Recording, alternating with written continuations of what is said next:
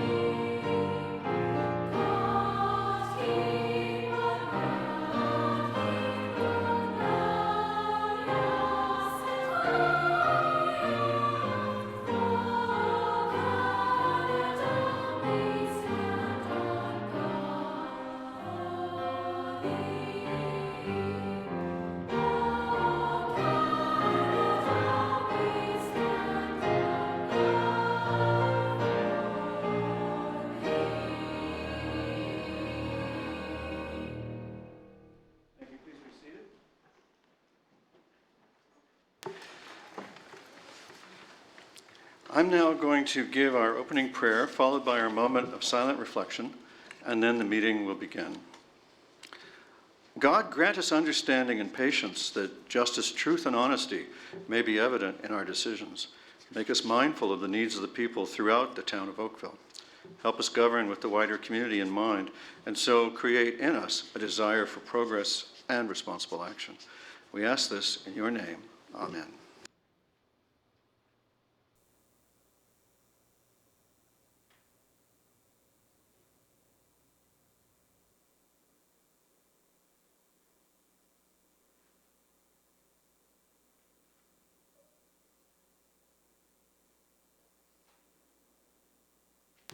Thank you, everyone.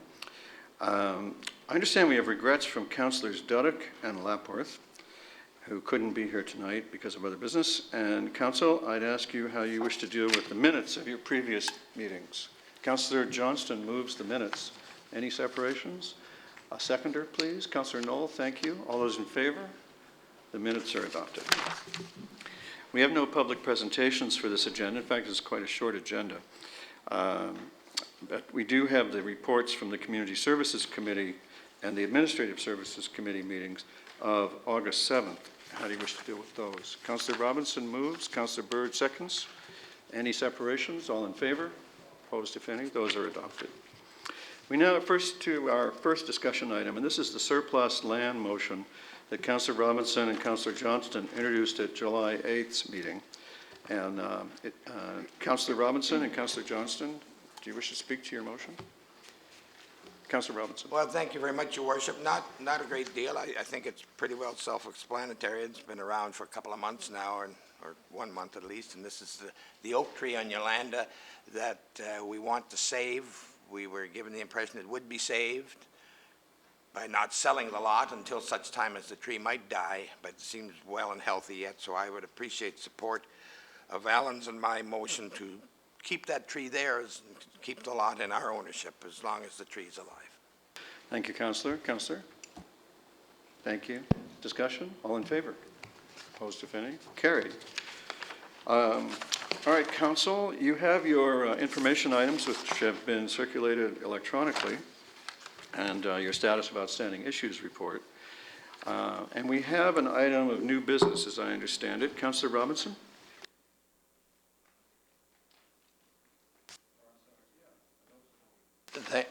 Thank you very much, Your Worship. The item of new business pertains to the issues, current and relatively heated issue respecting the not only one but two potential towers in Bronte. And I'm not sure at this point, Your Worship, what I would like to do. It's issued as a notice of motion, but I'm wondering, with your indulgence, if we could deal with it tonight by putting an exception to our bylaws and then vote on it after I present the motion? How do you? Well, Counselor, either move would be in order. You could move suspension of the bylaw to consider it tonight as an emergent matter, and with 9 votes, that could proceed to happen. And otherwise, no votes required, and it would come up at a future meeting. I think what I'll do then, Your Worship, with your indulgence again, is present the motion, currently in the form of a notice of motion, but then I may move that we waive the procedural bylaw and vote on it this evening. Will that work for you, sir? You have the floor. Thank you very much. Whereas Industry Canada, I will speak about this after the motion is tabled. Whereas Industry Canada has the sole authority for the approval of radio communication facilities and have provided limited opportunity for the municipalities to require locational criteria for facilities and consultation requirements for these proposed facilities, which are 15 meters or greater in height. Whereas the Federation of Canadian Municipalities and the Canadian Wireless Telecommunication Association have reached a joint protocol, which is entirely voluntary, agreeing to notification of exempt facilities, and that's those less than 15 meters, to allow municipalities to, A, be prepared to respond to public inquiries, B, be aware of the site co-location in the municipality, C, maintain records to refer to in the event of future modifications and additions, and D, engage in meaningful dialogue with the proponent with respect to the appearance of the antenna system and structure prior to the proponent investigating in full design. And whereas Town Council has adopted the Interim Radio Communication Facility Protocol, which establishes consultation and locational criteria for proposed facilities and anticipated the requirements later set through the voluntary agreements negotiated by FCM. And whereas the town's interim radio communications facilities protocol already requires public notification for all installations, excluded or not. And whereas Industry Canada has been fully apprised of the town's location criteria and protocol, and yet facilities have been and continue to be considered for approval which do not comply with the town requirements. And whereas the Oakville community has expressed significant concern with proposed radio communication locations that do not comply with the town's protocol, therefore, be it resolved that Industry Canada be advised that the town of Oakville does not concur with the location of radio communication facilities that are located, A, within 200 meters from a sensitive land use, including residential, B, within 20 meters from a heritage structure, C, within 100 meters from Lake Ontario shoreline, or D, on lands identified as natural heritage or natural area. That Industry Canada be requested to place a moratorium on the approval of any new radio communication facilities located within the criteria noted above until such time as the review of Safety Code 6 has been finalized. That the Town of Oakville's resolution be forwarded to the Federation of Canadian Municipalities, the Association of Municipalities of Ontario, as well as the local federal member of Parliament, Terrence Young, and that the town be requested to report further on the history of the various Industry Canada's protocols for public consultation on the location of radio communication facilities. And Your Worship, after having heard what I have just read as a notice of motion, I would like to move that we waive the procedural bylaws and deal with that matter this evening. Seconded by your colleague. Any discussion? All those in favor? Waived. Thank you. Councillor, I wonder if you would consider a couple of small adjustments to this. I hope so, yes. On the next to last block of your resolution, where we list the number of people that you want to send this to? Yes, Would you consider adding the Prime Minister and Cabinet? absolutely. Okay. On the front, Is that yours? I presume the clerk is noting that. I presume the clerk is noting that. Is that, they usually keep up with us. okay. All right, on the front. Don't fret. And on the front of in the second, or the first block, I wonder if it would be more accurate if the word require was request.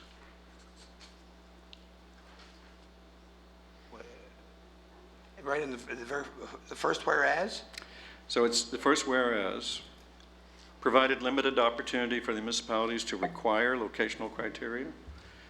My understanding of all that we've studied is that we get to request it and they're still free to ignore it, so it's not really a requirement. Your Worship, that's fine with me. I presume it's fine with Alan, too. All right. I understand you might like to offer some remarks. Yes, I would. Thank you very much for that opportunity.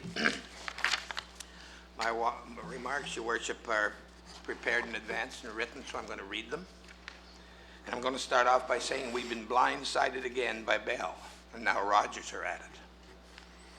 Some will argue that the carriers made a deal with FCM, and that sounds so nice, but it really doesn't do a bit of good.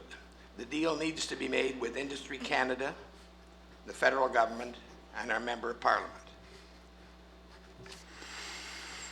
I expect everyone understands by now that they are the only people and bodies that are able to approve or reject anything to do with the installation of cellular towers in Oakville. We have no authority over that.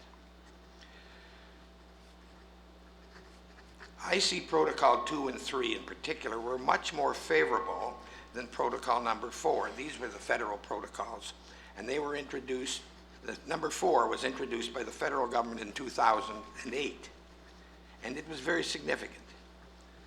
Number 4, Industry Canada Protocol number 4, put into place the ability for proponents to put into place on structures that don't increase the height by more than 25%, or any installation under 15 meters in height. These are huge incentives to the proponents. Industry Canada has stated its goal is to provide robust wireless coverage to all Canada. And so the Industry Canada 4 procedure has created an easier route for these proponents to build their new facilities. As of 3 o'clock this afternoon, Your Worship, I, as one member of council, had received 153 individual emails asking the council stop this undesirable and unapproved and inconsiderate towers. And of course, as I just pointed out, we don't have the authority or the ability to do that. Never did have. I do appreciate all the efforts and the creation of C4ST since Wendy Coburn and I first became initially involved in late 2011. And it's important that C4ST and Council continue to work together as we combat the scourge of infectious public disrespect towards our communities and lifestyle. The lip service and game playing by our federal government and our federal member, as well as the proponents, is disgraceful. And an example is the ridiculously small sign on Lakeshore Road with font so small that it can still hardly be seen, even after I asked our staff to have it relocated, which they did, by the way. We have tried very hard to modify all Industry Canada regulations, and even with the huge community objections and pockets of resistance, everyone's efforts continue to appear ignored. Our deluge of opposition was clearly described to Spectrum Management in Ms. Anderson's letter of August 9th, 2013 to Mr. Battison, which does clearly confirm our position of non-concurrence. I have used the term negotiated management plan, and some have asked, what do I mean by that? Well, let me try to explain. It would begin with more acceptance and cooperation from Industry Canada, calling for our municipalities to work together and harmoniously with the objective of beginning to solve these ever-increasing public and community-proven concerns, including major health worries. We need municipal involvement in regulated standards. And that's the extent of my comments at this particular time, Your Worship. Thank you very much. Thank you, Councillor. Councillor Johnson? Thank you very much, Mayor.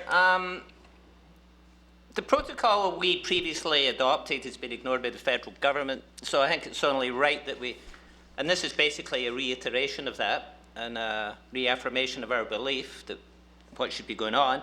But I believe one difference in this is the second be it resolved, where we're asking for a moratorium on installation until Safety Code 6 has been finalised. So I'd ask my colleagues to support it unanimously. Thank you. Thank you. And did you wish a recorded vote? Yes, please. All right. Councillor Demoff?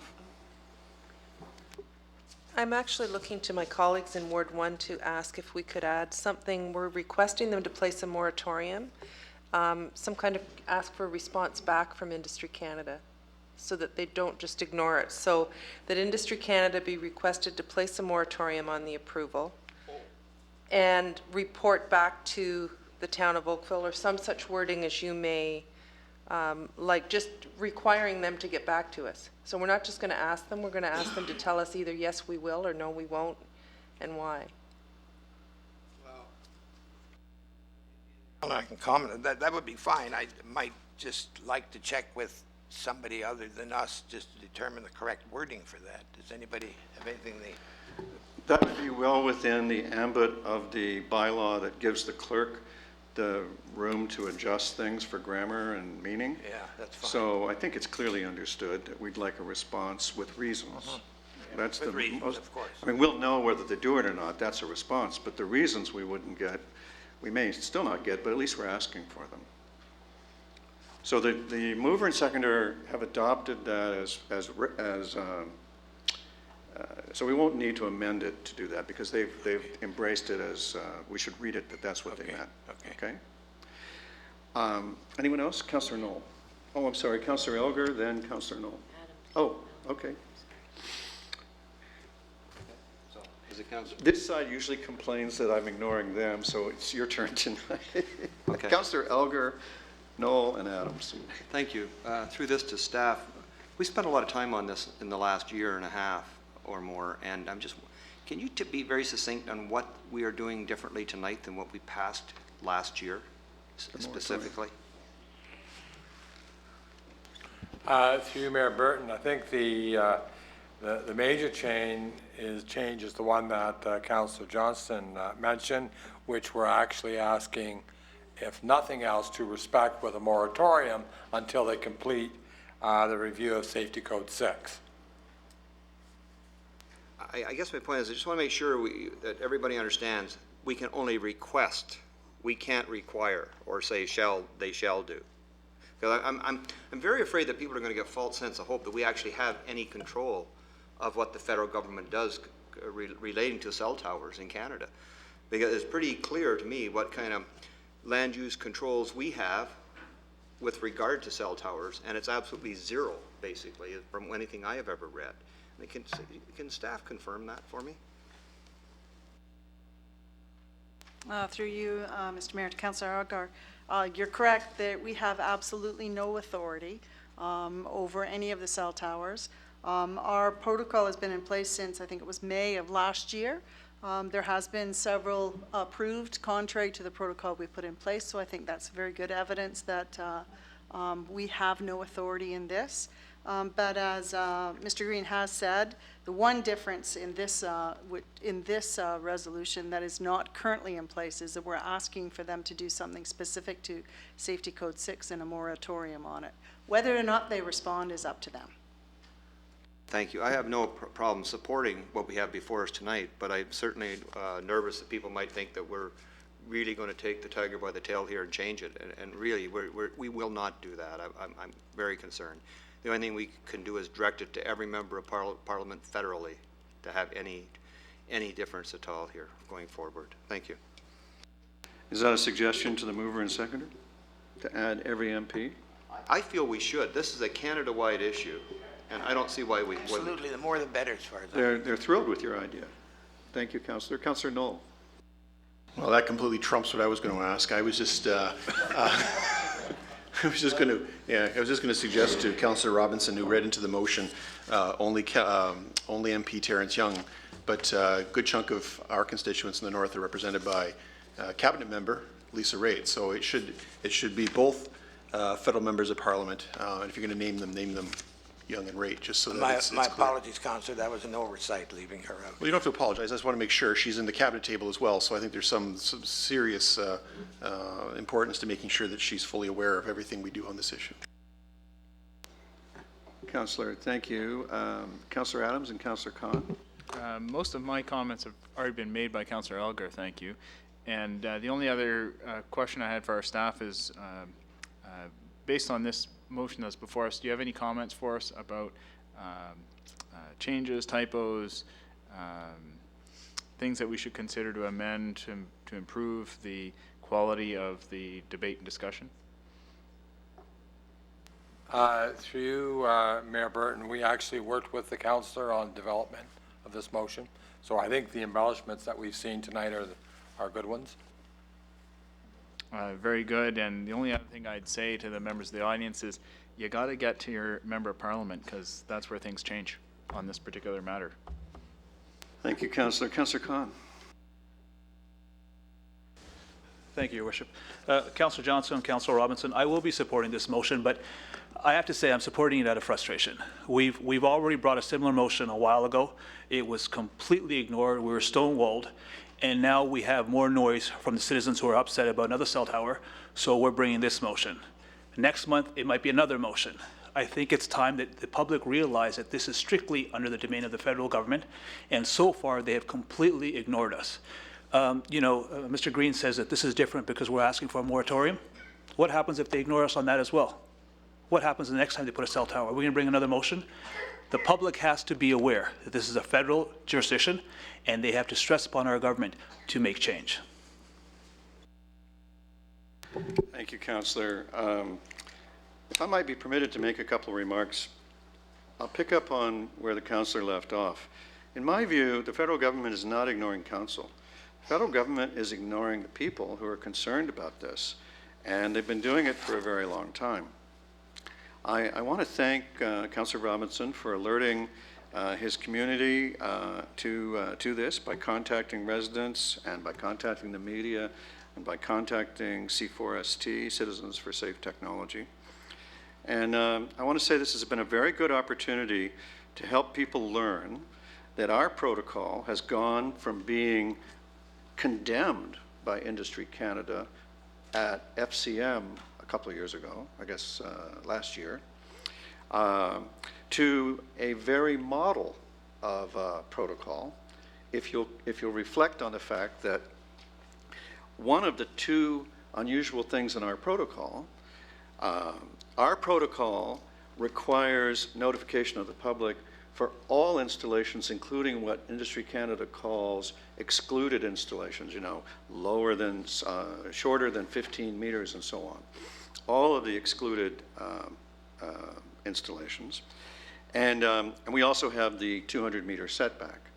And at FCM, when Industry Canada was giving the session with several hundred mayors and councillors in attendance, advice about protocols, they said, copy Winnipeg's because it is really good, and whatever you do, don't think about Oakville's, if you recall, those of us who were there. And at least when in terms of the 15-meter and below requirement, Industry Canada has now got to reckon with the fact that the industry and FCM have come to an agreement that they should notify the public on those smaller or those excluded installations. Or in other words, half of our protocol has gone viral, let's say. It's now across the country. I don't know what to hope about the 200-meter exclusion, but certainly it's a good sign that we're being paid attention to. And it's a good opportunity for the public to realize that here, as in so many other things, we have led. Now, on the 19th of May, I believe it was, in the year 2011, the Member of Parliament for the Oakville riding, Terrence Young, told the media that he was going to get us local control over cell tower siting, either through a regulation or a private member's bill, quote, as soon as he gets back to Parliament. That was 816 days ago. And in those 816 days, a lot more people have gotten upset, a lot more people have been frustrated by the federal government's disinterest in listening to the people with concerns about this. And so I know that council joins me in hoping that the MP will be successful in doing what he promised 816 days ago. And I hope we all can look forward to the day soon when he will have achieved what he told us he would do. So with that, I will ask those in favor of the resolution to rise to be named. Councillor Khan, Councillor Adams, Councillor Grant, Councillor Knoll, Councillor Elgar, Mayor Burton, Councillor Giddings, Councillor Byrd, Councillor DeMoff, Councillor Robinson, and Councillor Johnston. The motion carries unanimously. We now come, I know of no other new business. This is your chance to correct me. Seeing no correction, regional reports and question period regarding town boards and advisory committees. Any questions or reports? Requests for reports. I believe we have a request for, we might have more than one request for report. Councillor DeMoff, I understand you would like to present a request for report. Yes, and Councillor Giddings is going to second it because Councillor Duddick is not here. And I don't need to speak to it, just that staff be requested to report back on options to improve pedestrian safety on Maplehurst Avenue. Very well. Any other speakers? All in favor? Opposed, if any? The request is approved. Councillor Robinson, you and Councillor Johnston have a report request. We do, Your Worship. That staff be requested to provide a report on the potential to amend the public engagement procedures and guide to enable input from ward councillors in the determination of notification standards to address the potential for the ward councillors to direct that signage be erected and that the circulation area be expanded as deemed appropriate, with the understanding that any additional circulation requested by the ward councillors be charged to the councillor's budget to a maximum of $100. All right. Councillor Johnston, did you, or either of you, did you want to say anything? Basically, part of the reason is we just dealt with the radio communications protocol and we're talking about 200 meters. So if you were going to, so there are different boundaries in effect that should be looked at. We're at 120 is the average. So in some cases it maybe should be expanded. All right. I could just elaborate another experience with the situation, the mini roundabout in Great Lakes. At one point I'd made a request that we expand our circulation, but the town's policy didn't allow it. And this might if it became. Right. Councillor Giddings? Thank you. I'm a little confused. Is this regarding public meetings, parking meetings, committee of adjustment? What instances would this be used? As I see it, it would be used for, it could be used for any instance that we do that the town is required to do public notification for whatever that might be.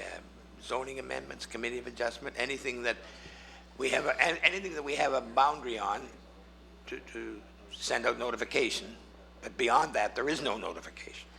Sometimes we'd like to see it expanded upon, but there's a cost. All right, through you, Your Worship. And, so for studies or for a very neighborhood-specific instance, we'll send letters door to door. This would be in addition to that, or in lieu of that, or? No, this would, whatever we would normally create a notification for by mail door to door, that would happen anyway. But if the councillors wanted it to be expanded upon and more broadened, the notification, then it would be up to the individual councillors to ask staff to do that. And as I understand it, if staff agreed to do it, then they would do it, but we would have to pay $100 from our budget. All right. Maybe I can help, councillor. It's 120 is the standard, and in some cases you may want to go beyond that for certain issues. In any event, council, it's a request for a report, not a decision to change. Right. You'll be able to consider the options once they're presented to you. Councillor Demoff?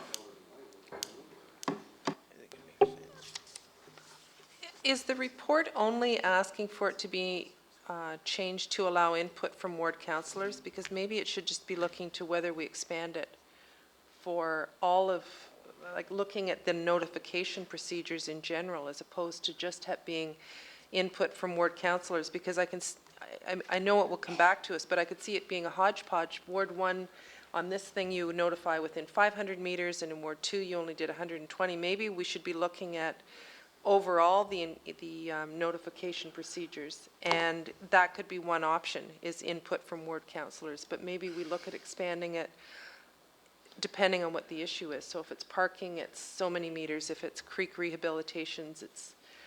So that would be one option of it, as opposed to being the only thing we're looking at is input from ward councillors. If you're looking for me to comment on that, I'm not prepared to right now because I hadn't given it that much additional thought. Maybe that's something that we could wait and see what happened with respect to the report that comes back, or maybe staff hearing your concerns could include that in there.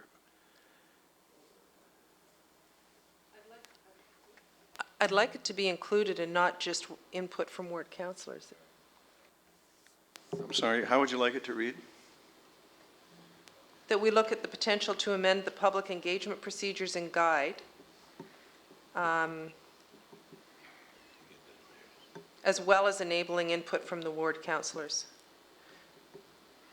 Basically, to look at the public engagement procedures and guide, that will also include looking at enabling input from the ward councillors.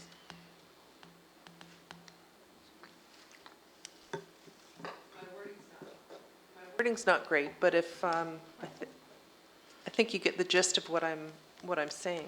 Scratch out councillors, or ward, say councillors. Councillor Elgar? I realize this is just a request for report, but I got a real problem with this based on the $100. Like $100 in Ward 4, which is double Ward 1 and, you add Ward 1 and 2 together and you haven't still got the size of Ward 4. And we better start prorating it if we, like, this is going to get complicated. Staff have always been pretty good. I've always thought of, you know, if we ask for additional coverage, they have done that for us. I don't like to pin this down. So,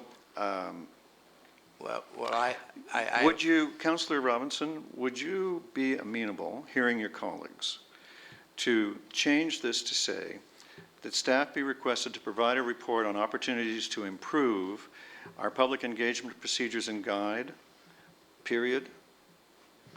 That's exactly what Al and I had in mind anyway. Well, if we've reached a moment of unanimity, let's quickly vote on that before it evaporates. All those in favor? Opposed, if any, and that does carry. Congratulations, one and all.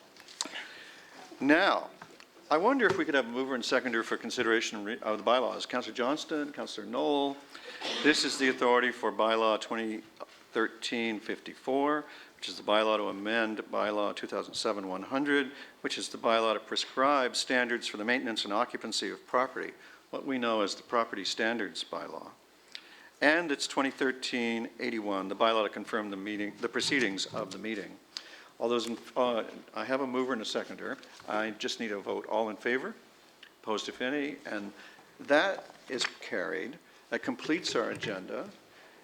Thank you very much for your time and attention. You've been great to work with, and I look forward to seeing you at our next meeting and at AMO, where I think we're going to continue to do some fine work for the town.